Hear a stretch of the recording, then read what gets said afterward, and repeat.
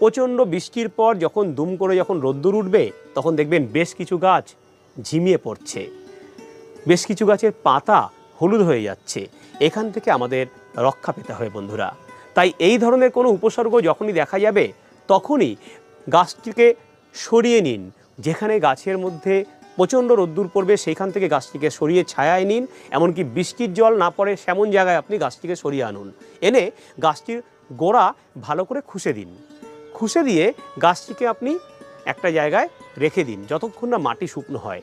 গাছটির মাটি ক্রমশ শুকনো হয়ে গেলে তখন আমরা ব্লাইটক্স ফাঙ্গিসাইড 2 গ্রাম হাফ লিটার জলে গুলে গাছের মধ্যে স্প্রে করে দিন এবং খানিকটা ব্লাইটক্স যেটুকু বাঁচবে সেটুকু গাছের গোড়ায় 200 ml মতন ঢেলে দিন। এটা করতে বললে গাছের মধ্যে গাছের শেকড়ে যে সমস্ত ফাঙ্গাস বাসা করেছে সেই ফাঙ্গাসগুলোকে এই ব্লাইটক্সটা মেরে ফেলবে। গাছ কিন্তু আস্তে আস্তে সুস্থ হয়ে উঠবে।